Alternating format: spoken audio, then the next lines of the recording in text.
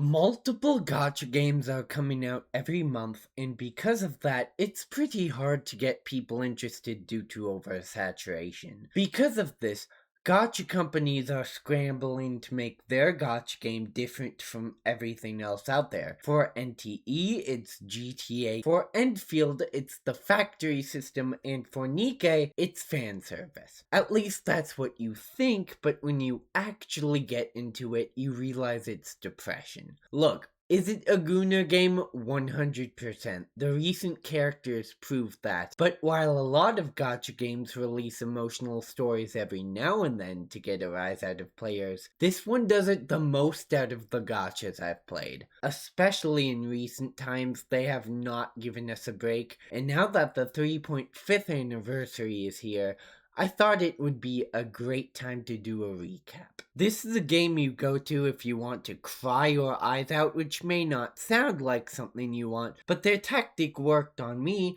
a sociopath who just wants to feel something. Anything. Help me! Anyway, join me as I go down memory lane and experience emotional trauma all over again. Quick spoiler warning, if you haven't played the story of this game, don't watch this video. This might be a hot take, but chapters 0 through 21 of this game aren't that great. Yes, there were some gold nuggets in these chapters, and even a diamond, which we will get to. But apart from those, these are the most forgettable chapters in the game, with side characters that never show up again. Especially chapters 15 through 21, but we'll get to those later. Can we all agree one of the main reasons that made the first 14 chapters interesting was Marion? Marion shocked all of us. She made us realize what this game truly was, and she didn't stop there. The realization that she's turned into a heretic is a moment I will always remember. Fun fact, to this day, we still don't know what happened here.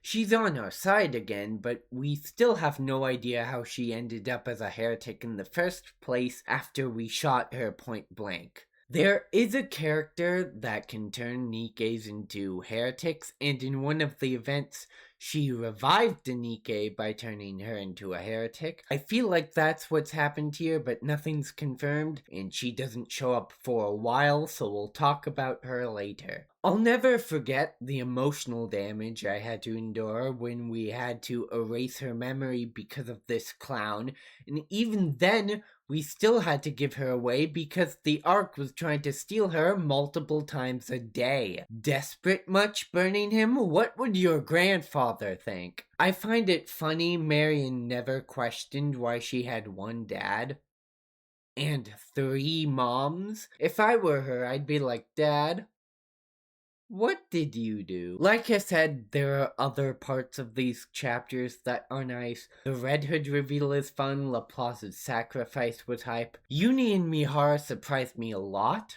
I thought they were going to be nothing side characters like Ludmilla, Alice, and Exia, but they actually have their own B-plot that is still going to this day. And like everything else in this game, it is emotionally taxing. I never expected to care about these guys as much as I do, though, so kudos to Shift Up. Rappy casually gets decapitated in Chapter 2, it's a fun time. Other than that, most of these chapters are forgettable. Second Affection, however, is a very cute after story that takes place after Chapter 14, when we send Marion away to go live with her 3 new aunties. It's also a great advertisement to never let aunties babysit your kid again, because things go south real fast. She gets ghoul transformation though, so that balances it out, I guess. Do any of you remember how popular the first season of Rising of the Shield Hero was? It was popular because it was doing something that was a lot different from other isekai. It set up an accused grape plotline in the first episode. I was tuning in just because I wanted to see the MC get rectified and Malty get what was coming to her. Episode 21 came out and it was amazing, but afterwards, It just became a regular isekai, and now no one talks about it. I didn't even know there was a 4th season until I looked it up for this comparison. That's what chapters 15 through 21 felt like in NIKKE. Marion left, which turned this game into a stereotypical post-apocalyptic gacha where the MC has powers like everything else. They tried to spice it up with Exotic, Laplace, and Eden, but none of them were as good as the Marion storyline. They are also kind of filler. Chapter 15 was boring, and Chapter 18 was the whole chapter centered around Laplace. Laplace is a NIKKE who wants to be a hero but has a debuff of being mentally challenged. This chapter was all about Laplace getting over her fears and becoming the hero she always dreamed of being. It was a great chapter, but honestly, name a single heroic thing she's done after this chapter. You can't. The next time we see her, she's still a doofus and messes up every heroic deed she does. I have to remind myself this chapter existed because you can't really tell any character development happened. Crow is very dumb. I get why she hated us at first. We are human, and Nikkes get treated like how I treat my toilet after I eat Chick-fil-A. I get it. But even after she realized we care and we're on the same side, she still wants to kill us because she wants to get revenge on the Ark herself?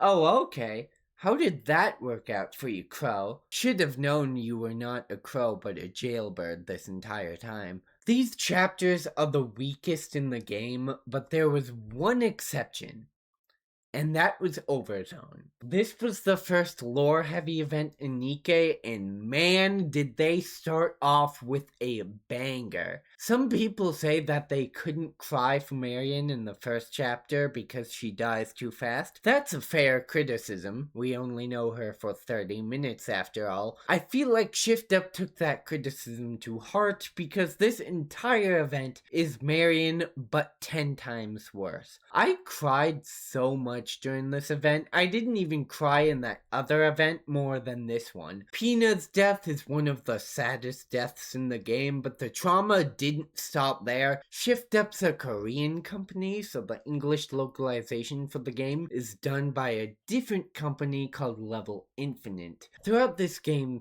thus far, there have been small translation errors here and there where characters would randomly make no sense. So when Dorothy started making no sense, I thought nothing of it, only to find out Dorothy has PTSD, still thinks Pina's alive, and is talking to her like she's real. They used mistranslation as a red herring. That probably wasn't intentional, but if it was, that's genius. It threw me for such a loop, and I still can't get over how bad that got me. After playing this event, I just wanted to hug Dorothy and tell her that everything will be okay. I wanted to tell her that she can do anything she wants to and to reach for the sky.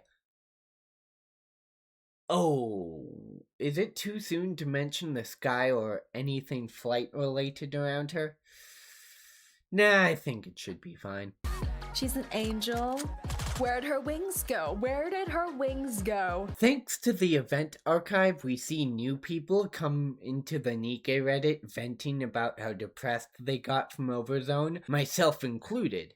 And as the kind, good-hearted person that I am, I suggest they play a cute Christmas event to take their mind off it. My favorite is this guy who asked why Dorothy was hugging Product 23, and the comments went crazy. To me, chapters 23 through 26 is when this game starts to get good. The lore gets interesting again, the character development gets better, and I just started having a better time overall. I love how they are so self-aware with gacha tropes. You know how in a lot of post-apocalyptic gachas there's a safe haven that the enemies never touched, then later that supposed safe haven gets invaded and the main cast is completely blindsided. Well, this game decides to cut the bullcrap and say, this is something that ought to have happened someday. If you're wondering why I skipped chapter 22 and went to 23, it's because chapter 22 is stupid. I don't count chapter 22 as part of the invasion arc,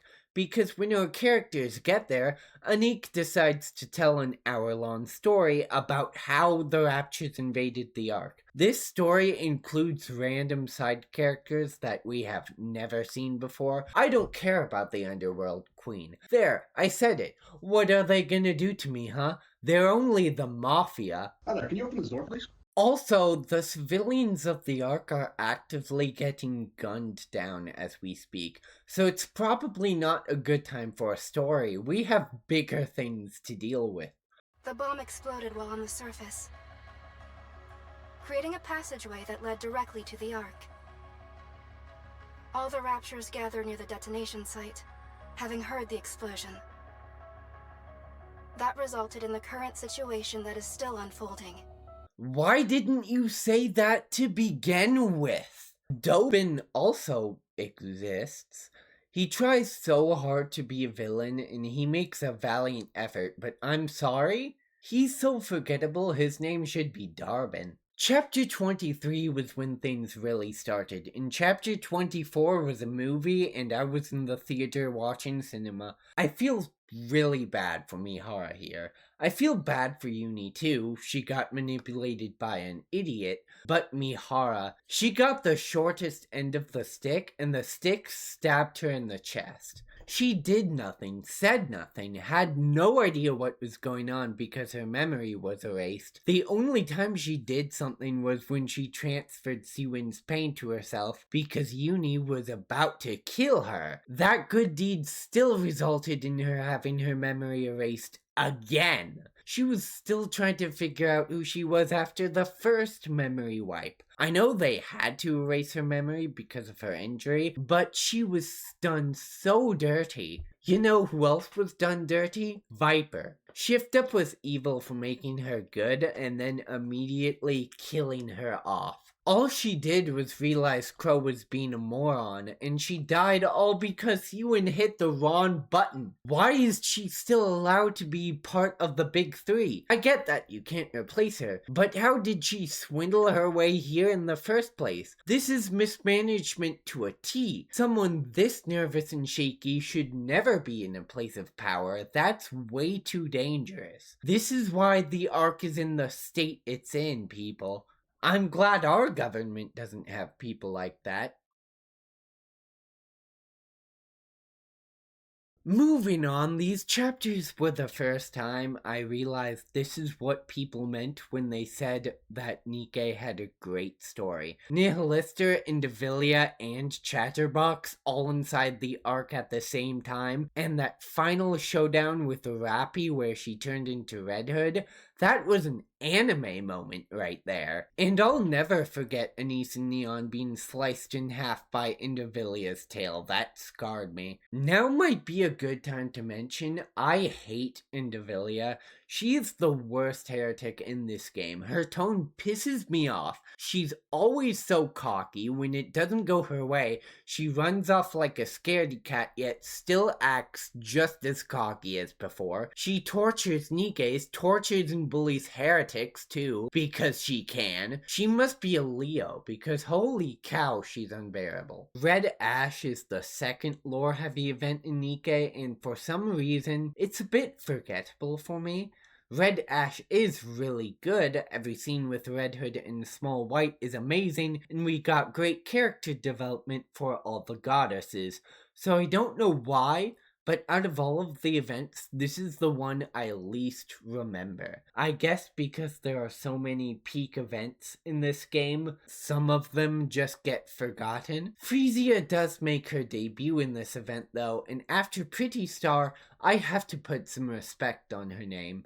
This event goes up 1 point just for that. Chapters 25 and 26 are very interesting. I expected Red Hood to be a cold-hearted villain based on the end of chapter 13, but she ended up being a retired war veteran who was actually pretty chill. She was pretty understanding of the situation and was immediately on our side. I was still in those post-overzone feelings where I just wanted Dorothy to be happy, so her dynamic with the counters was incredibly interesting to me. The best part of these chapters were Dorothy and Red Hood's reunion, especially when Dorothy didn't want Red Hood to go because she wanted to go back to when things were happy and she just wanted to be loved. Shift Up did something really cool with the music here where they combined the Red Ash theme with the Overzone theme, giving more emotional weight to both characters' dilemmas, and yeah, I cried again. How could I not? I also really like that Red Hood's hometown became Reclamation Center 01, and our first slice of the surface we got back from the Raptures in centuries. It's a sweet sentiment that even though she is officially dead now, she still contributed to one last major win and was a goddess till the end. Last Kingdom is the 1.5th anniversary event, and it is one of the few anniversary events that are happy, so soak it in, you'll be back to crying soon. Of course, that doesn't mean it doesn't have sad moments. For example, Kilo and Talos' relationship is weirdly well done. I cannot stress enough how good the character development is in this game. Kilo doesn't show up much in the story, she's similar to Ludmilla, Exia, and the other side characters, but she stands out because they do such a good job with her character in such a short amount of time. Marion got attacked by Chatterbox again. You would think I would be mad about this, but I actually like this development. Hear me out. It's all about free will. Ever since chapter 14, she has been siding with us not because she wants to kill the Raptures, but because she was a baby and we were her parents. So Chatterbox attacking Marion is, in a way,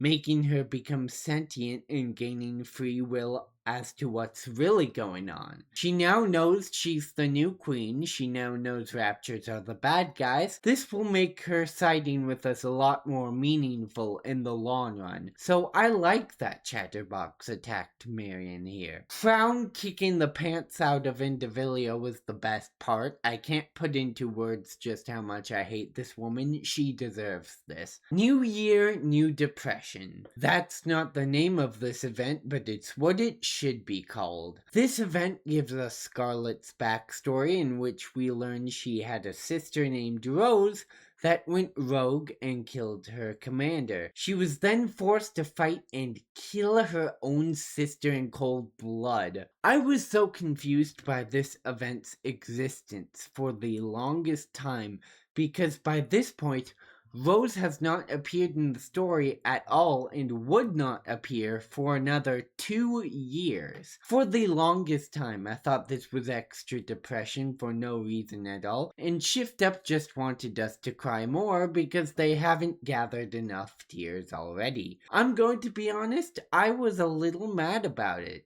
You just made me cry for seemingly no reason. Way to punch me while I'm down, my word. Thankfully, this did end up having plot relevance eventually, but I'll talk about that later. I would love to continue yapping about this game, especially since the next arc is my favorite and when the game really gets good, but this video is getting long and we're not even halfway through the game yet, so I'll have to split this into 3 parts.